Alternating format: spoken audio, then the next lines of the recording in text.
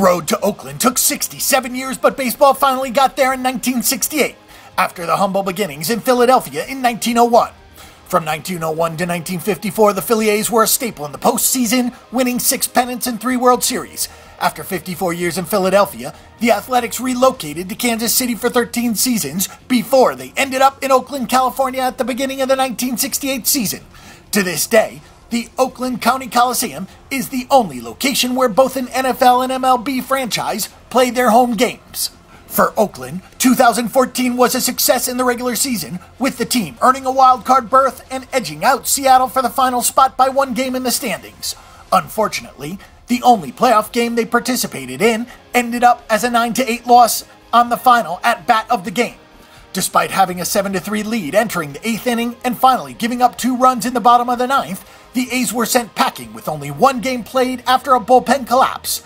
The loss was very ironic, since the A's pitching staff was among the best in baseball in most statistical categories in 2014.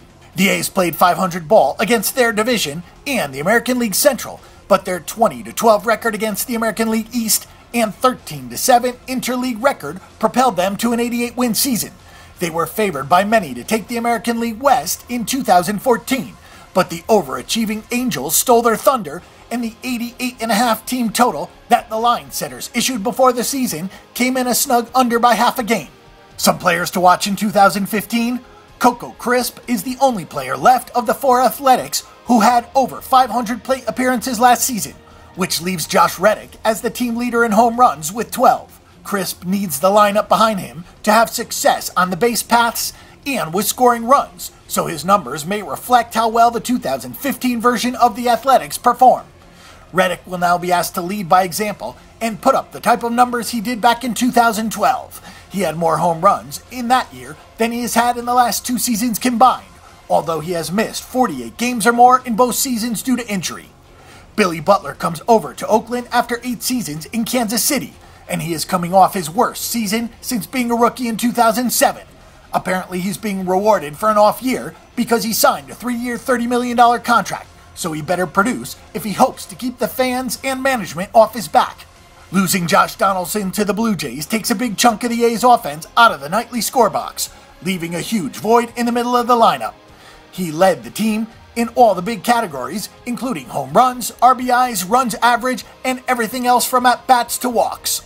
As the 2014 trade deadline came to a close, the A's lost another prized possession in Yoenis Cespedes, and also they did not re-sign John Lester, who they received in a deal and let him leave for the Cubs. If the A's couldn't eclipse their team total of 88.5 in 2014, it will be equally hard or more to hit the 83 that is offered in 2015. There are too many holes to fill to see this team as a contender in 2015, but they do bring Zito into spring training camp. He may well give a boost to what is already a decent pitching staff with or without Lester. We might also see a good bit of unders played during the year, so if you see this team start to go cold, jump on it, because they are famous for a sudden loss of runs and cold bats. Don't forget that the Bang the Book Betting Center is your best resource for information before you make your weekly assault on the sportsbooks.